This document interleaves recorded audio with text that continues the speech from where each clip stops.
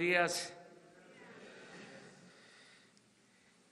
El día de hoy vamos a informar al pueblo de México que este año hemos decidido declararlo en homenaje a Emiliano Zapata. El gobierno de la República ha decidido que este año se dedique a recordar la gesta histórica que encabezó Emiliano Zapata Salazar. Toda la papelería del gobierno va a llevar el nombre de Emiliano Zapata y el mejor homenaje, desde luego, que se le va a rendir es que el gobierno surgido del pueblo mediante elecciones democráticas, como no se había visto en mucho tiempo, va a dar respuesta a las demandas de los mexicanos. Sobre todo, va a atender a la gente más humilde. Se va a llevar a la práctica el criterio de que por el bien de todos, primero los pobres. Ayer comenzamos con el programa de apoyo a los jóvenes. Se van a contratar 2.600.000 jóvenes para que trabajen de aprendices en comercios, en fábricas, empresas, en organizaciones prestadoras de servicios, en el campo, en la ciudad, y se les va a pagar mientras se capacitan 3.600 pesos mensuales. Se autorizó para iniciar este programa una inversión de 44.000 millones de pesos. Ya los jóvenes no van a ser marginados, discriminados, van a tener garantizado el derecho al estudio, el derecho al trabajo. Hoy vamos a estar en una de las regiones más pobres de México, en Tlapa, Guerrero, en la montaña, y vamos hoy a iniciar el programa de pensión para personas con discapacidad. Se va a apoyar a 1 millón de personas con discapacidad. Van a recibir una pensión mensual, 1.274 pesos mensuales a discapacitados. Todas las niñas y todos los niños pobres con discapacidad van a recibir este apoyo. Y hoy inicia ese programa. Voy a estar presente en Tlapa, Guerrero. Mañana vamos a Ayala para firmar el acuerdo, la declaratoria de que este año se dedica a Emiliano Zapata Salazar, y pasado mañana en Valle de Chalco inicia el apoyo a adultos mayores que van a recibir el doble de lo que se les entregaba. Ya no van a ser 1.200 pesos cada 2 meses, van a ser 1,200 pesos cada mes para todos los adultos mayores de México. Alrededor de 8 millones de adultos mayores. Y se va a incluir, porque no estaban considerados, no eran tomados en cuenta, pensionados del ISSSTE y del Seguro, que también van a recibir este apoyo. Por eso este día lo dedicamos a informar sobre estas acciones y, si les parece, vamos a darle la palabra a Ariadna Montiel, a la secretaria de Bienestar, María Luisa Albores, y luego, que me da mucho gusto que nos acompañen los familiares de Emiliano Zapata, nietos, bisnietos, familiares, que manifiesten al pueblo de México lo que sienten de manera libre. Ya cuando terminemos, entonces se abre, como siempre lo hacemos, la sesión de preguntas y respuestas de los compañeros de los medios de información, mujeres y hombres. Pues vamos a empezar con el programa de la pensión a personas con discapacidad.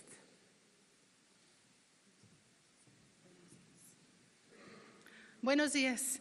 Agradeciendo la presencia de todos ustedes, preparamos un testimonial que nos gustaría ver primero, porque consideramos que enmarca la realidad de las personas con discapacidad, la realidad que viven en México. ¿Nos ayudan?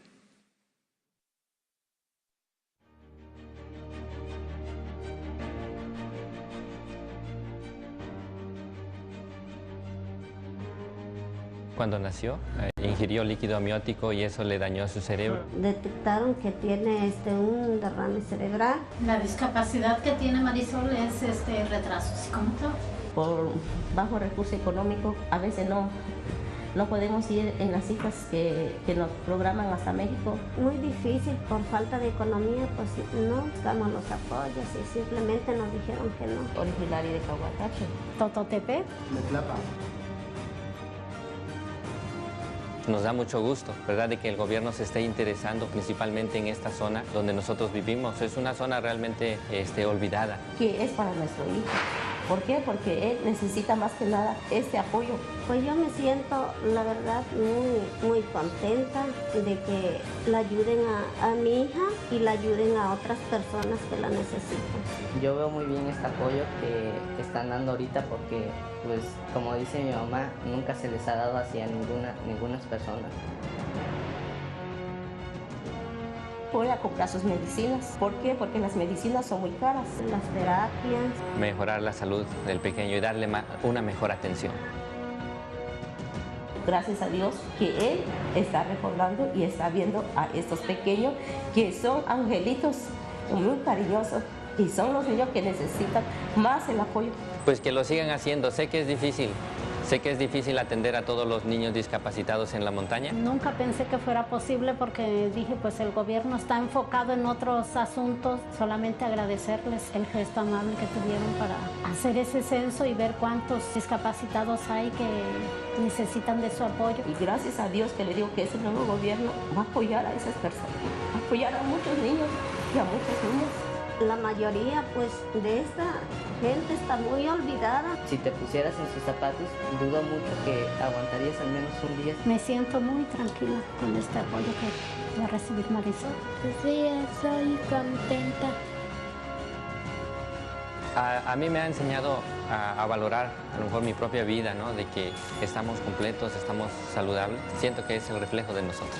Me gusta mucho pintar. Me gusta mucho la secretaria. Y ella aprende un oficio pues podrá valerse ya por sí sola. Le he rogado a Dios que me diera esta oportunidad por mi niño, porque lo que quiero es que él hable, camine y puedas valerse por sí solo. Pues yo quiero estudiar de doctor y pues para ayudar a la gente así como mi hermana. ¿Estás sabiendo?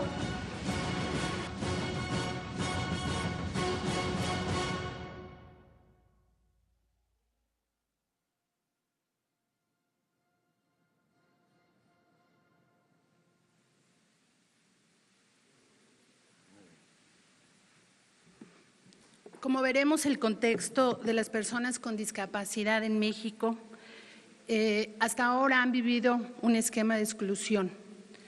Este gobierno plantea atender a las personas con discapacidad bajo la visión de los derechos humanos.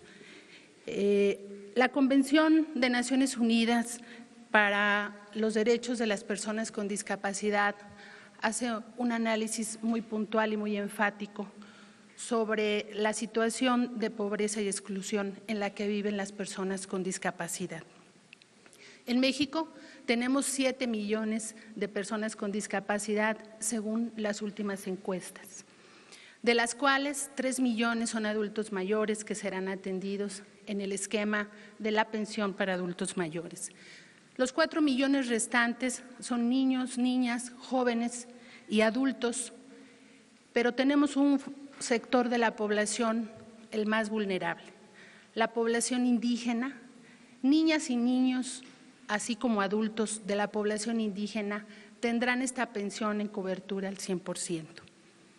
También es enfática la Convención de Naciones Unidas para decir que quienes tienen mayor exclusión en México son los indígenas, la población indígena, y ahí los niños y las niñas. 9 de cada 10 niños viven en pobreza y las niñas indígenas con discapacidad tienen la mayor exclusión. Por lo tanto, esta pensión atenderá como prioridad a las niñas y a los niños de población indígena, también a los adultos de población indígena y en zonas urbanas pobres, principalmente a niñas y jóvenes. El día de hoy esta pensión arranca, como ya lo dijo el presidente, en el municipio de Tlapa, en esta zona muy abandonada del país con extrema pobreza. De tal manera que nos da mucho gusto que arranquemos esta pensión porque vamos a ayudar, como vimos en el testimonial, a mucha gente que le va a ayudar al pago de sus medicinas, al pago de sus tratamientos y de tener una mejor inclusión. Sabemos que las personas con discapacidad tienen menos acceso a la educación, tienen menos acceso a los servicios de salud y de integrarse ampliamente en todos sentidos en la sociedad. Así que el día de hoy es un día de fiesta para nosotros, que esta pensión arranque.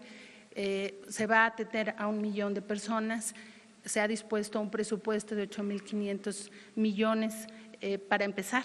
Así que en adelante, enhorabuena y gracias que el presidente ha puesto sus ojos en esta población que ha sido olvidada y que ahora está en el centro de la política pública de este gobierno.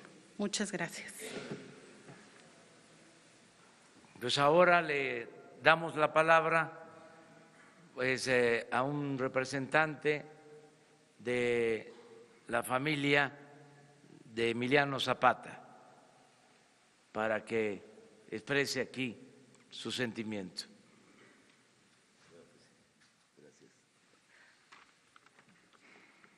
Buenos días a todos. Mi nombre es Jorge Zapata González, orgullosamente nieto de nuestro general Emiliano Zapata Salazar. A mi abuelo Emiliano, tu vida fue el umbral de una nueva historia, la historia de los hombres que siguiendo tu ejemplo ofrendaron su vida por la construcción de esta nación. Por eso te llora el caracol, el acecocoli, te lloran los 4 rumbos del universo, te llora la madre tierra, te llora la aurora que se hizo ocaso, Te lloran nuestros abuelos que te hicieron calpulelque. Te lloramos todos de rabia y de tristeza. Los hombres y las mujeres libres que mantienen vivo el grito de rebeldía de tierra y libertad. Mi general Emiliano Zapata Salazar, recordamos que el 6 de diciembre de 1914 estuviste en este lugar, en este Palacio Nacional, tomando el poder de manera simbólica. Te recordamos por tu generosidad al rechazo, sentarte en la silla presidencial que te propuso el general Francisco Villa, porque representaba aquello contra lo que luchabas, la pobreza, la injusticia y el abuso de poder. Y le contestaste, gracias mi general Villa, pero yo no me puedo sentar en esa silla porque está embrujada y quien se sienta ahí pierde la razón y pierde el sentido de quien lo trajo aquí. Sabemos, mi general Zapata, que no rechazaste la silla por falta de claridad en tus ideales. Esos ideales siguen vigentes. La rechazaste porque el pueblo te dio un mandato. Obedeciendo, esa fue tu causa. Tú no necesitabas esa silla. En esa causa, millones de mexicanos estamos comprometidos esperando que esto suceda. Y hoy en este lugar estamos con el hombre que puede representar esos anhelos. La esperanza de las cosas pueden ser diferentes. Tus ideales plasmados en el Plan de Ayala como bandera de la resistencia popular, como aspiración de los pueblos originarios, como legítimo derecho a nuestras tierras, montes y aguas, no se han concretado. Por eso México tiene una deuda pendiente con los indígenas y los campesinos, pero estamos convencidos de que serán reivindicados por este gobierno. Gracias, Andrés Manuel López Obrador, presidente de la República Mexicana. Gracias, presidente, por abrir estas puertas de Palacio Nacional a la causa zapatista. Con esto le hace justicia a un gran héroe de la Revolución Mexicana, que pensaba que otro México era posible. Hoy venimos contigo, Andrés Manuel, a conmemorar el centenario luctuoso del cobarde asesinato del general Emiliano Zapata, ordenado por Venustiano Carranza y ejecutado por el cobarde traidor Jesús Guajardo. Por fin, el pueblo de México y su conciencia crítica ha despertado y vamos juntos con usted a reconstruir México, que nos lo entregan desangrado, desgarrado, con miles de desaparecidos, saqueado por la corrupción a todos los niveles. Un México al que le han querido quitar la esperanza que hoy tenemos.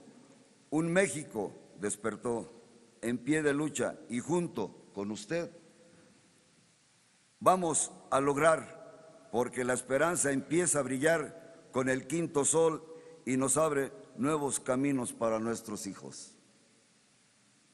Lo invitamos a que juntos recorramos cada rincón de nuestro querido México.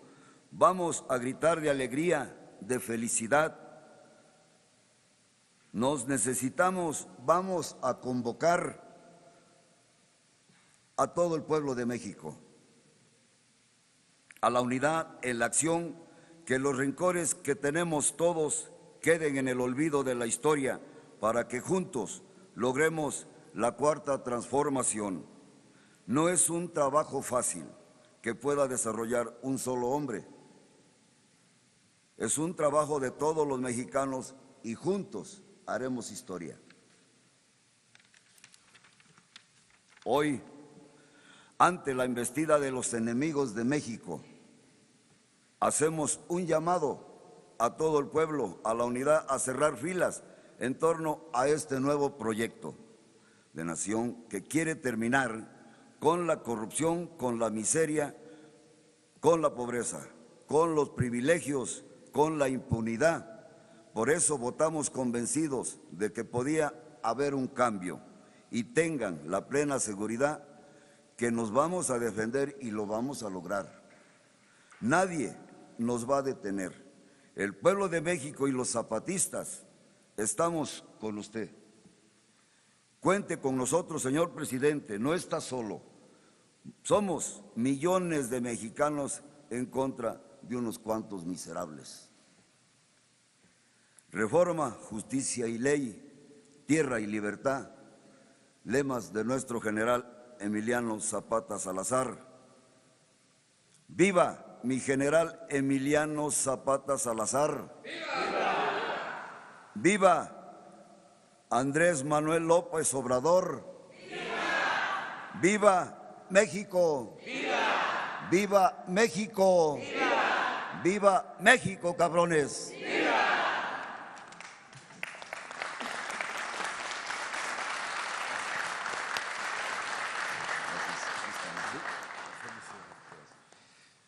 Bueno, pues terminamos esta exposición y abrimos la sesión de preguntas y respuestas.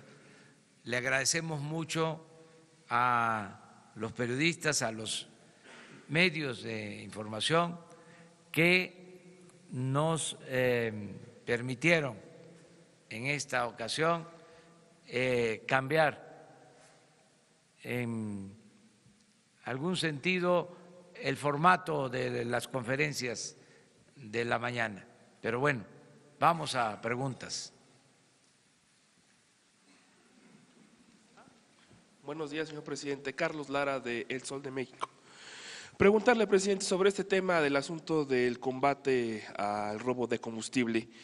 ¿Cuál será el objetivo, el operativo de seguridad para resguardar el transporte de gasolina a través de las pipas particulares? ¿Y cuántos elementos y de qué corporaciones serán los encargados de esta seguridad? Muchas gracias por su respuesta, presidente. Sí, estamos operando en este plan para evitar el robo de combustible, terminar con el huachicoleo por el daño que ha causado a la sociedad y a la nación. No hay que dejar de tener en cuenta que se robaron el año pasado más de 60,000 millones de pesos, que crearon a través de los años, por la impunidad,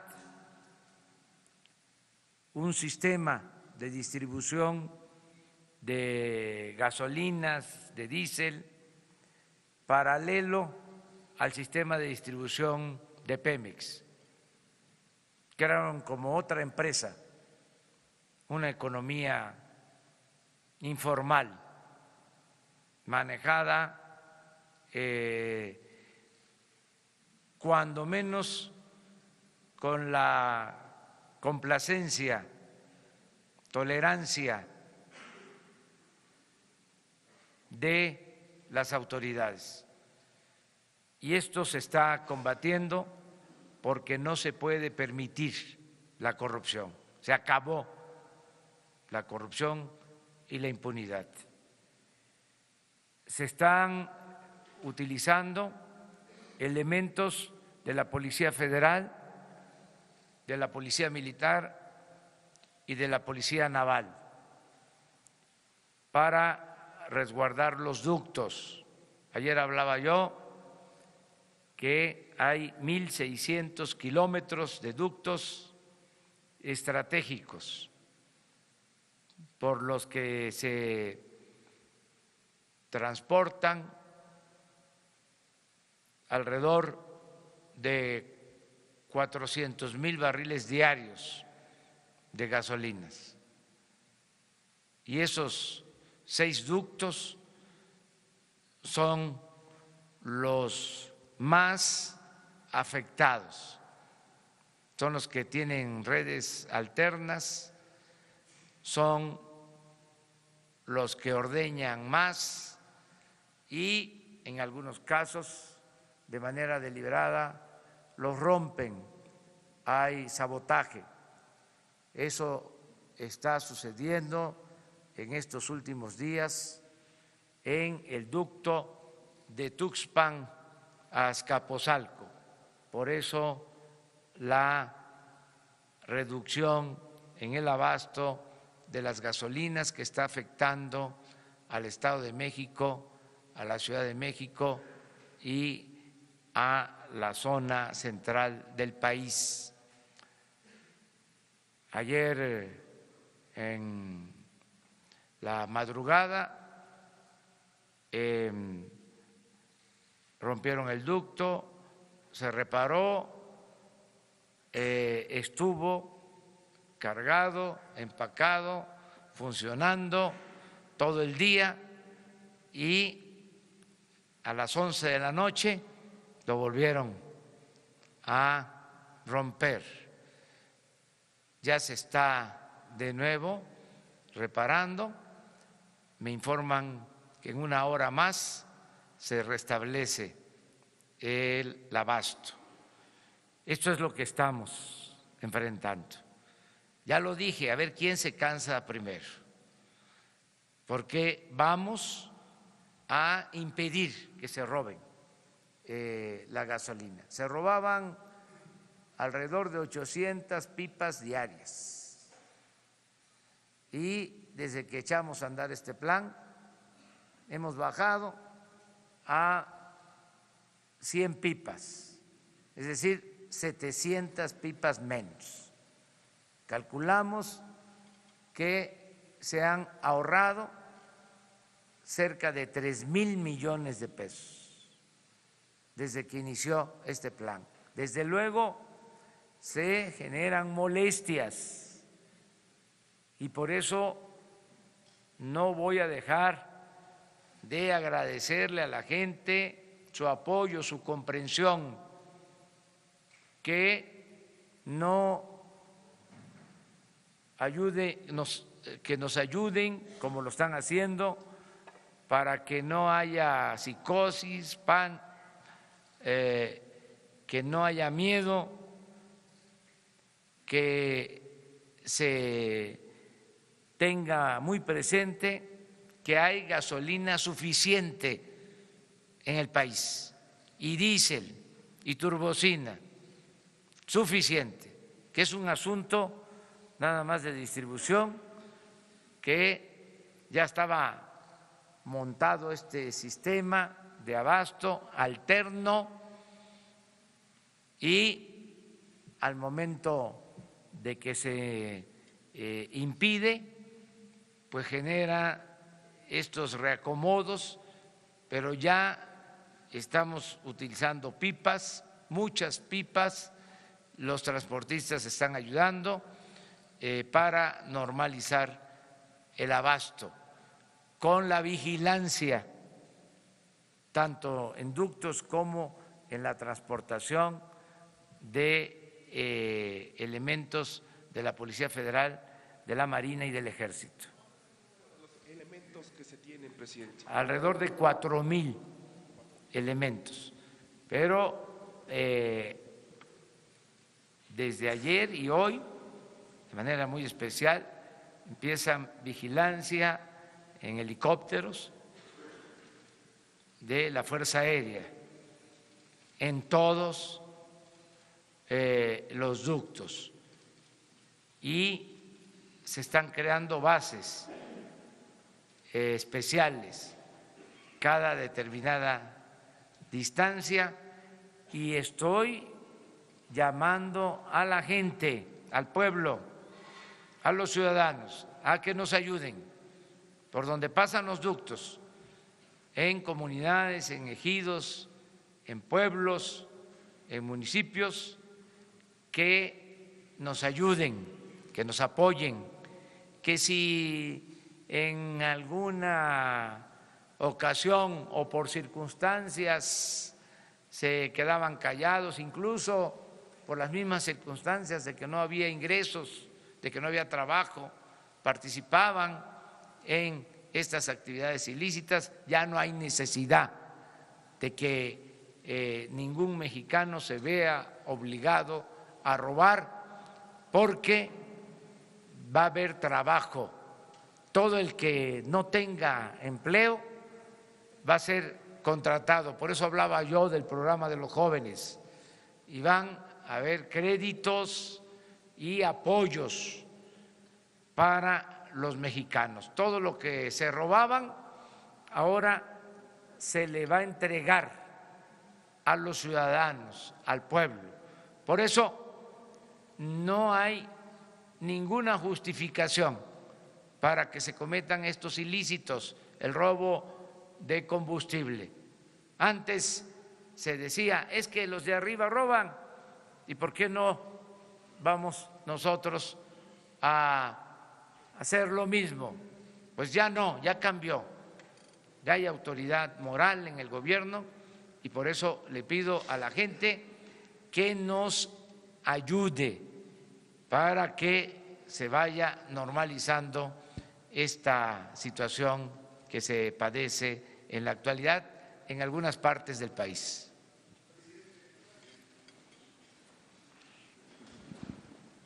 Buenos días, presidente. Misael Zavala, del Universal. Yo quisiera preguntarle, ayer el Banco de México, el Banjico, dijo que esta estrategia del huachicoleo, contra el huachicoleo, y de cerrar los ductos, va a crear o le va a pegar a las finanzas del país y también va a generar inflación.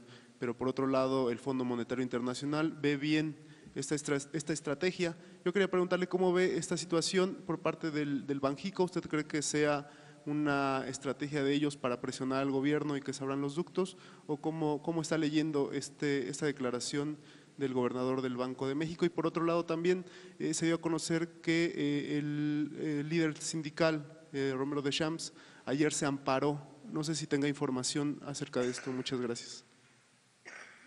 Miren, hay criterios. Por ejemplo, no sabía que el Banco de México había opinado lo que se está aquí manifestando. Sí sabía que el Fondo Monetario Internacional expresó que con esta medida se iba a fortalecer la economía de México, se iba a fortalecer Pemex. Eso lo considero lógico, porque todo lo que hagamos por combatir la corrupción, que es el principal problema de México, fortalece la economía nacional y fortalece la economía de los mexicanos, y el gobierno distribuye el presupuesto con equidad y con justicia. Pero cada quien tiene su enfoque, su criterio, y nosotros somos respetuosos de la autonomía del Banco de México.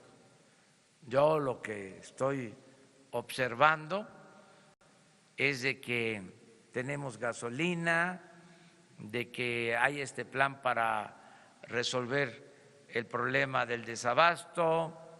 Estoy observando que no aumenten los precios de las gasolinas, afortunadamente no han aumentado, y estoy observando que desde el día que tomé posesión hasta ayer se ha fortalecido el peso.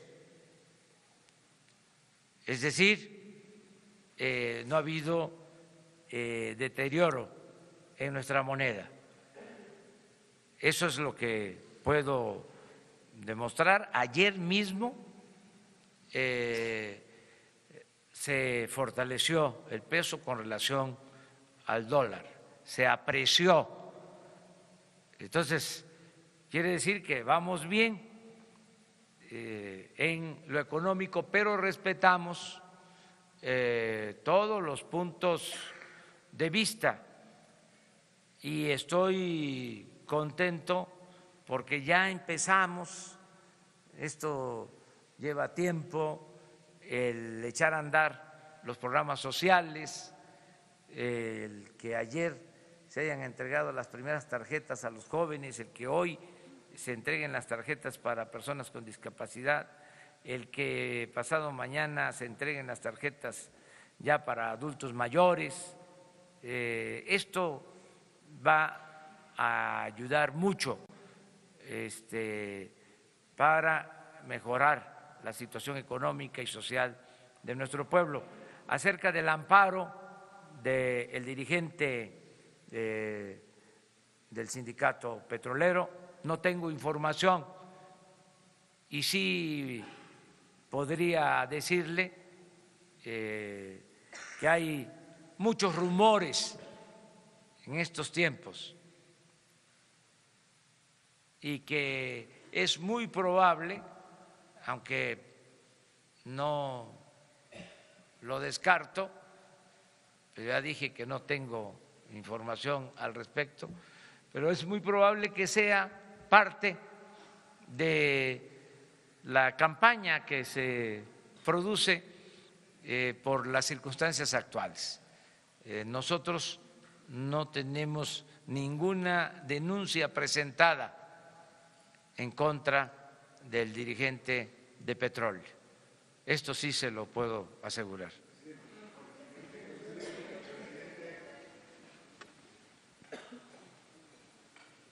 ¿Sí?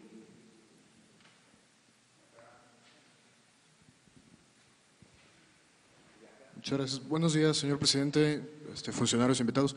Carlos Montesinos de la Hoguera, preguntarle, ayer, bueno, estos días se está discutiendo la reforma de la Guardia Nacional en el Congreso.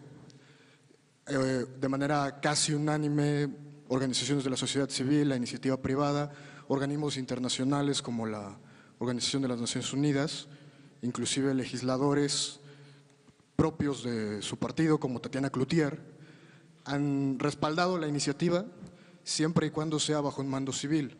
La misma diputada Cloutier habló de que otorgar un mando militar significaría que el ejército determinaría quién gobernaría el país en los próximos años. ¿Cómo interpreta usted cómo recibe usted estos señalamientos y si estaría dispuesto a pasar el mando de la Guardia Nacional de la Sedena a la Secretaría de Seguridad Pública? Se está analizando, van a comparecer los secretarios, es importante, es necesaria la Guardia Civil, necesitamos que se cuente con un cuerpo para garantizar la seguridad pública, porque no había protección para los ciudadanos. Los operativos especiales de la Marina, del Ejército, se orientaban a enfrentar a lo que se llama crimen organizado y no se protegía a los ciudadanos. La Policía Federal no se consolidó, fracasó ese proyecto y al final lo que hay es falta de atención al problema de la inseguridad. No se protege a los ciudadanos. Por eso la decisión que tomamos, que estoy promoviendo, de crear una Guardia Nacional uniendo a la Policía Militar, a la Policía Naval y a la Policía Federal, y dándole el apoyo a el Ejército. Tengo yo la confianza en el Ejército como tengo la confianza en todos los seres humanos. Yo confío mucho en que es más lo bueno de la gente que lo malo. Pueden decir que soy un idealista, que soy un ingenuo, pero creo en la gente. Y hay soldados que son del pueblo. El soldado es pueblo uniformado. Son hijos de campesinos, los soldados, hijos de obreros, que no se les puede descalificar. En los momentos más difíciles, cuando el militarismo, cuando la represión durante el movimiento zapatista, habían 2 generales que pertenecían al mismo ejército, pero con actitudes distintas. Huerta, que fue a los pueblos de Morelos a combatir el zapatismo, y el general Felipe Ángeles, muy distinto. Ahora, después de que surge este nuevo ejército, luego del asesinato cobarde también del presidente Madero, este nuevo ejército se alimenta de la gente del pueblo.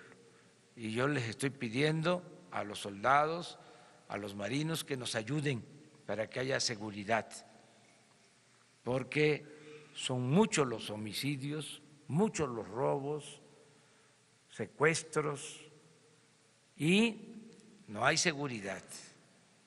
Entonces necesitamos esta Guardia Nacional con el compromiso de que no va a haber represión.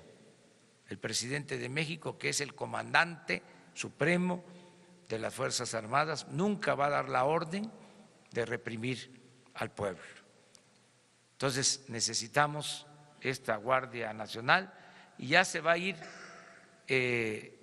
explicando para que se acepte la propuesta que hemos hecho de reforma a la Constitución.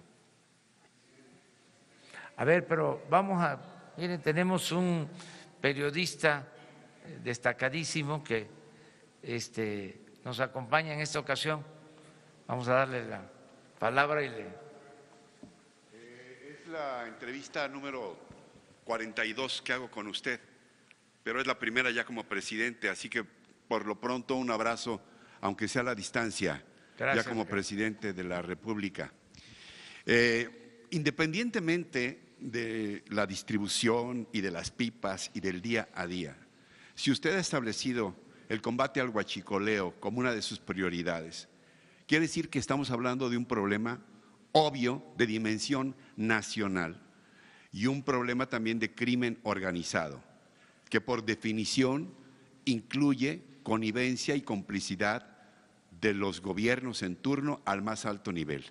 La pregunta es si algún día vamos a conocer a los huachicoleros, pero no a los que pican los ductos, sino a los huachicoleros de a de veras, los huachicoleros de cuello blanco de este país, que tanto han sangrado las venas abiertas recordando lo que decía algún gran pensador del país. Esto por un lado, y por el otro, si su equipo, si su propio gobierno está pendiente de evitar que variables amenazas de las que se está hablando, como de pérdidas económicas gigantescas, inflación que ya se mencionaba, o incluso pérdidas de empleos, para evitar que este combate tenga efectos negativos para lo que se está buscando, señor presidente. Sí, es, Ricardo, enfrentar este problema, este flagelo que se permitió durante muchos años, y es algo que podría incluirse en el libro Las venas abiertas de Eduardo Galeano, por las dimensiones del saqueo y la tolerancia de parte de las autoridades. Y he dicho que no se va a permitir la corrupción ni la impunidad. Cero corrupción, cero impunidad, y en este caso ya están abiertas investigaciones para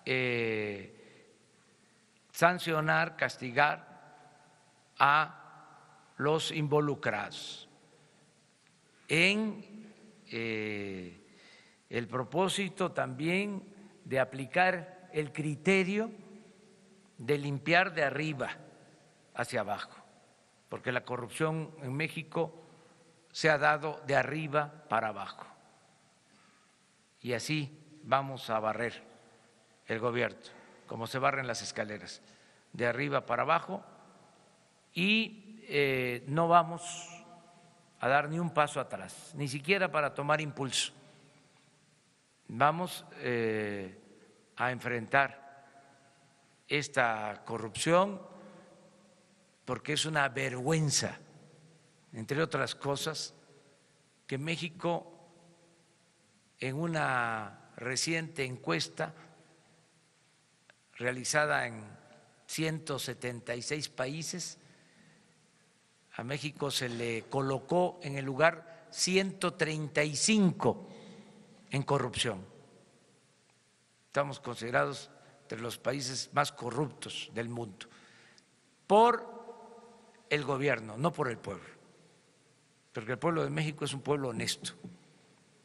Tan es así que por eso estoy optimista, por eso estoy seguro que vamos a salir adelante, porque no es el pueblo el que practica la deshonestidad, es la llamada clase política y los traficantes de influencia. Es una minoría y vamos a purificar la vida pública del país con el apoyo del pueblo, con el apoyo de la gente. No se van a generar como quisieran nuestros adversarios desequilibrios económicos, financieros. Hablaba yo de que ayer se fortaleció el peso y en los días que llevamos, 40 días aproximadamente, se ha apreciado el peso, y ahí están los datos, y se ha mantenido estable la bolsa. Y acabo de ver información de que está considerado México entre los países más seguros para la inversión. Todo esto por la confianza que da el gobierno y por la decisión de no permitir la corrupción, que haya un auténtico Estado de Derecho en el país, porque lo que había era un estado de chueco. Entonces vamos a poner orden y creo yo que las cosas van a mejorar. Le aprecio su respuesta, señor presidente.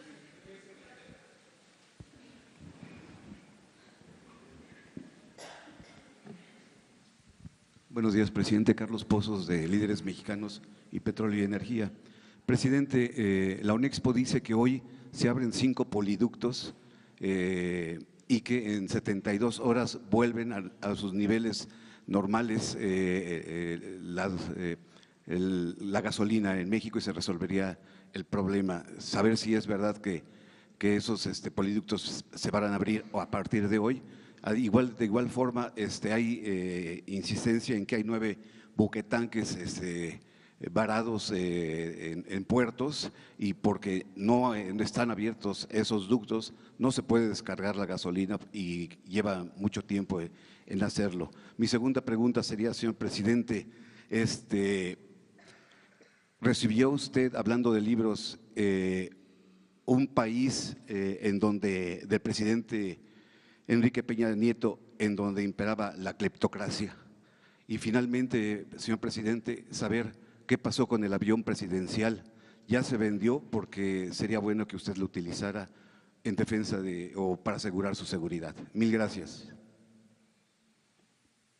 Bueno, la tendencia es a que se va a normalizar el abasto. No quiero decir cuándo, porque no quiero fallarle a la gente. Decirles de que estamos trabajando para normalizar el abasto lo más pronto posible. No va a mantenerse esta situación por mucho tiempo. Tenemos gasolina suficiente. Acerca de los buquetanques, sí están en espera, porque tenemos que estar recibiendo gasolina diariamente de un considerable número de buquetanques. Yo solo recuerdo que desgraciadamente se están comprando 600,000 barriles diarios. Consumimos 800,000 barriles. Producimos 200,000. Se compran 600,000 barriles. Entonces, constantemente están entrando barcos a todas las terminales marítimas. Es un reporte que tengo diario. Por eso digo, no tenemos problema de falta de gasolinas. Tenemos gasolina para mucho tiempo. Es un asunto de distribución al interior del país por el sabotaje en los ductos al tomarse la decisión de no permitir el robo de combustible. Eso es lo que puedo decir. Acerca del avión presidencial, ya se fue, está en California. Yo no lo voy a usar. Yo voy ahora a Tlapa, voy a hacer como 5 horas de camino.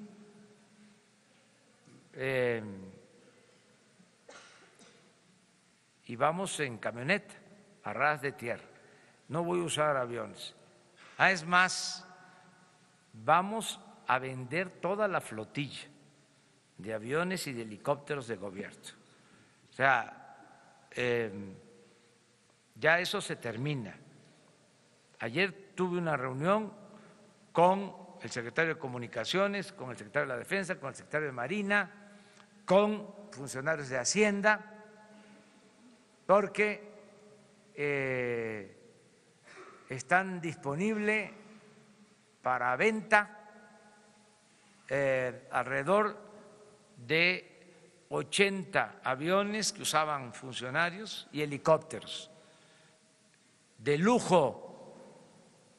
Y estamos pensando que va a haber una feria en el aeropuerto de Santa Lucía para exhibir estos aviones y convocar a los compradores del mundo a que los adquieran.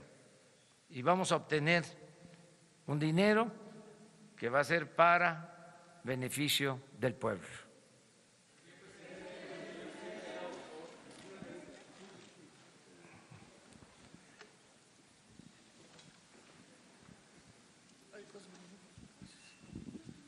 Buenos días, presidente. Alejandro Lelo de la red de Diario Basta, Grupo Cantón. Preguntarle, presidente, en primer lugar, usted nos ha dicho, sobre todo el miércoles, insistió que sabían demasiado sobre las cifras de robo de huachicoleo. Esto no era una especie de inventario de lo que se robaban para que los jefes de esta mafia pudieran exigir rendir cuentas de las ventas, es decir, el inventario contra las ventas no era una especie de inventario. Y lo otro, estoy aquí un poco tomándole el pulso esta vez a lo que dicen en las redes sociales, estoy siguiendo la transmisión en vivo.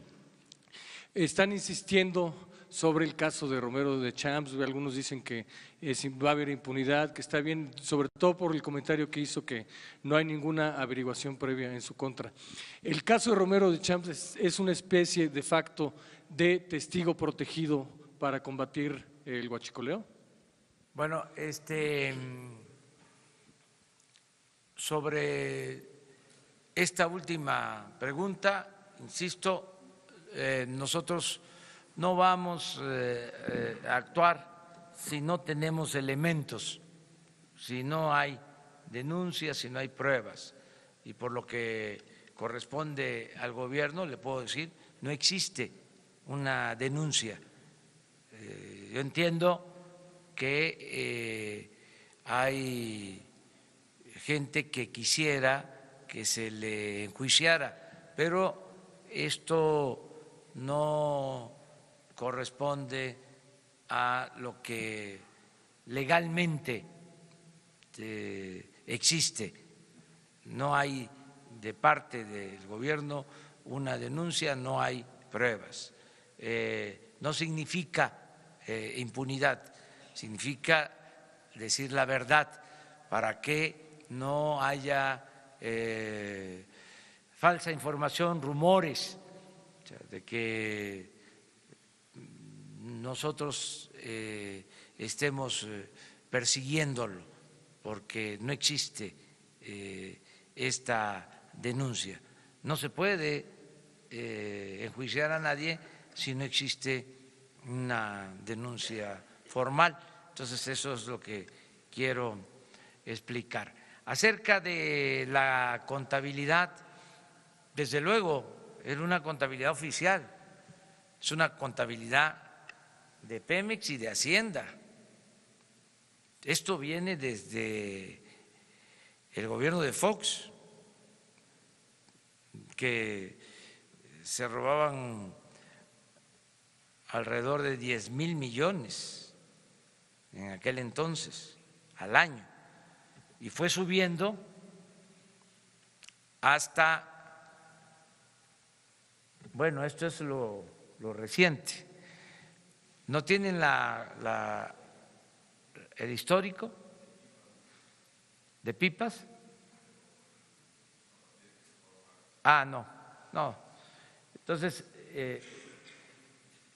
pero se tiene toda la información por año. Hay una cosa también interesante que hay que comentar. Como fue creciendo la importación, por eso mi condena mayor es al sistema político, económico, neoliberal, porque fueron desmantelando a Pemex y a todas las empresas de la nación. Entonces, hace 20 años no comprábamos gasolina, se producía la gasolina en México. Con el modelo neoliberal empiezan a abandonar la industria petrolera. Bueno, desde hace 40 años no se construye una nueva refinería en el país. Entonces, ¿qué fue pasando? Incluso esto se agravó con la llamada reforma energética. Empezamos a producir menos petróleo y a comprar más gasolina. Entonces, hace 10 años que todavía teníamos más producción de gasolina, que no comprábamos tanto en el extranjero, el robo mayor se hacía en las refinerías, en las instalaciones, no en los ductos. Pero ahora, como es mayor la importación, el robo creció en los ductos. Pero todo esto se tiene documentado y es muy claro que llegamos y empezamos a ver el día con día. Les comentaba que no había información para saber cuántos homicidios diarios se cometían en el país, que era un asunto urgente conocer esto. Tuvimos que crear un sistema. Les puedo decir, por ejemplo, que también me duele, ¿sí?, porque no son números fríos, pero sé que antier asesinaron a 70 mexicanos, que ayer a 75, y sé dónde, y todos los días tengo ya esa información, y cuáles fueron las causas, y en qué estados de la República y en qué municipios hay más violencia, y estamos tomando decisiones. Pero esos datos no se tenían. Era una estadística que se daba a conocer cada mes, pero esto sí. A ver, ponme ahora la gráfica. No, la de las barras. Este es diario. Esto se tenía de tiempo atrás. Entonces, imagínense, llego todos los días a la reunión del Gabinete de Seguridad y estoy viendo, y un día veo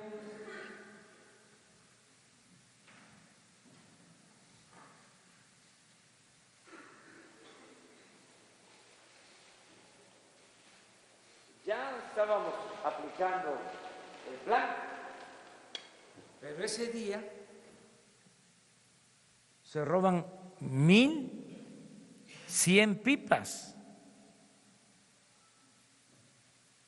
No era para esperar, porque entre más tiempo estuviese yo viendo esto, me estaba convirtiendo en cómplice. Y dije, se acabó. Y a partir de ahí tomamos la decisión. ¿Y cuál fue la decisión? ¿Por qué ese día en particular creció tanto el robo? Porque ese día, desde Pemex, desde la oficina central, donde se monitorea cómo se traslada la gasolina por los ductos, y se ve, se puede advertir cómo pierden presión los ductos, en vez de cerrar cuando estaban robándose la gasolina, cuando estaban ordeñando los ductos, mantuvieron abiertos los ductos. Entonces, a partir de ahí se cierran y vamos a abrirlos y cerrarlos teniendo la vigilancia para evitar el robo. Y empieza el plan.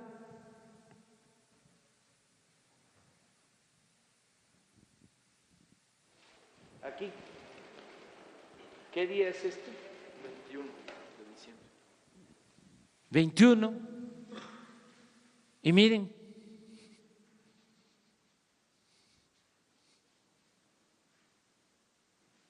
esto fue antier, por el sabotaje en el ducto de Tuxpan a Azcapotzalco, porque también cuando rompen un ducto,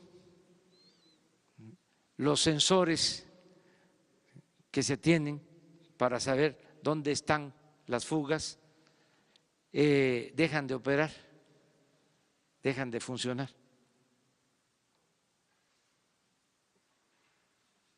Este es ayer.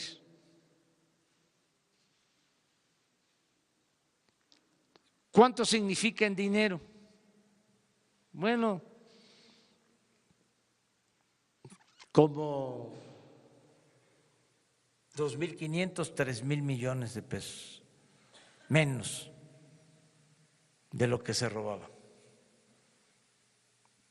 En pipas, si se robaban 800, este es un promedio de 100, quiere decir 700 pipas menos.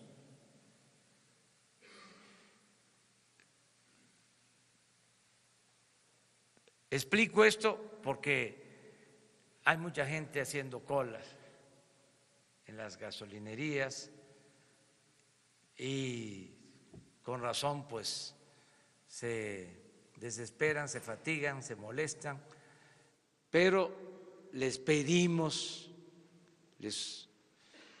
que nos comprendan que tenemos que resolver este asunto entre todos los mexicanos. Terminamos porque ya se nos fue. Ya les decía, voy hasta Tlapa.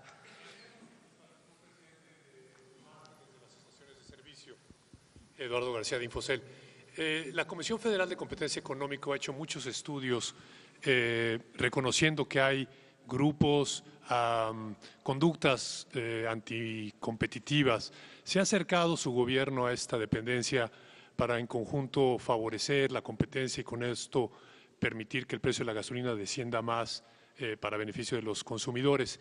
Y lo otro es la infraestructura de transporte y almacenaje. Ahora, como usted nos dijo también ayer, se permite que la iniciativa privada pueda realizarla. Hay interés de muchas empresas, Sierra Oil and Gas y Enova, pero no tienen los permisos ni las licencias del gobierno para llevar a cabo estos proyectos de inversión. ¿Su gobierno también tiene esta inclinación de poder darles estos permisos? Gracias. Vamos a revisar todo el sistema. Ya empezamos y vamos a revisar todo el sistema de distribución, porque en efecto se han entregado permisos para importar gasolinas que no se han concretado, que no se han llevado a cabo. Todavía Pemex sigue distribuyendo, comprando, vendiendo el 95% de toda la gasolina y del combustible que se consume en el país. Pero sí estamos revisando todo esto. Una vez que normalicemos, vamos a buscar la forma de tener una distribución eficaz, segura y mantener la competencia y cuidar el precio, porque ahora tenemos ventajas, tenemos dos ventajas importantes. Por eso también tomamos la decisión en estos momentos. Política es tiempo, saber tomar decisiones a tiempo. Tenemos dos ventajas. Una, que el precio de la gasolina en el mercado internacional va a la baja, que esa es una buena ventaja. Imagínense, nos lanzamos con un plan así para enfrentar a esta mafia y con precios internacionales de gasolina a la alza, dependiendo, como desgraciadamente sucede, de las importaciones. Ahora no solo tendríamos desabasto, sino se nos disparan los precios. Entonces, una ventaja es precios bajos en el mercado internacional. Y la otra ventaja, importantísima, es de que ya nosotros estamos comprando la gasolina, no los de antes. Entonces, ya no va a haber moche, se va a comprar bien, al mejor precio en el mercado internacional. Entonces, pero todo eso se va a revisar. Bueno, pues me da mucho gusto mañana no descansamos, mañana vamos.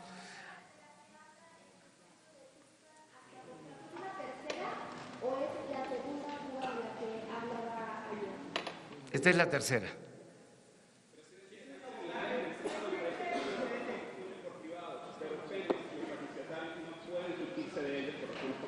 ¿Mande? En este momento hay terminales en Jalisco, Guanajuato, San Luis Potosí e Hidalgo que construyeron compañías privadas. Sin embargo, los refrigerios de Pemex no pueden sustarse de terceros por razones comerciales. Debido al retraso de suministro, ¿se pudiese permitir que los gasolineros vayan a las industrias privadas para suministrarse en esta coyuntura? Se está pidiendo eso a ellos. Sí.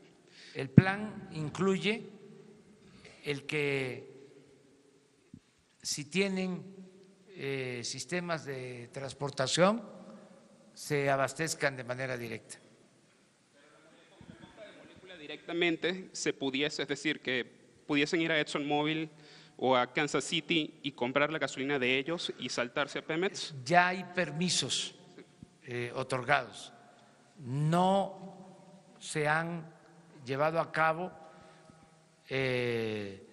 por distintas razones, porque no se han ejercido esas concesiones o por falta de permisos, pero es más que nada porque no se han llevado a cabo esas acciones, porque existen las concesiones de importación de gasolinas.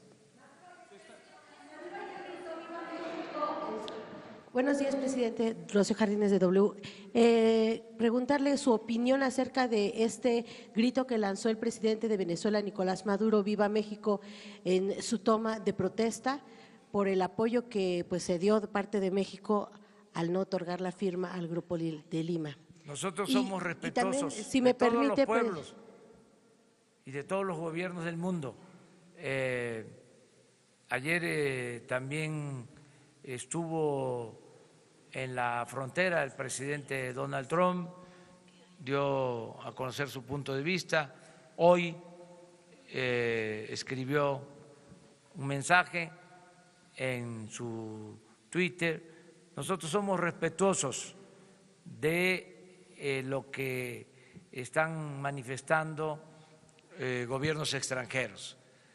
Hace 2 días tuvimos la reunión con embajadores, con cónsules de México en el extranjero y les recordé lo que establece el artículo 89 de la Constitución, el principio de autodeterminación de los pueblos y de no intervención, que busquemos la amistad con todos los gobiernos y todos los pueblos del mundo.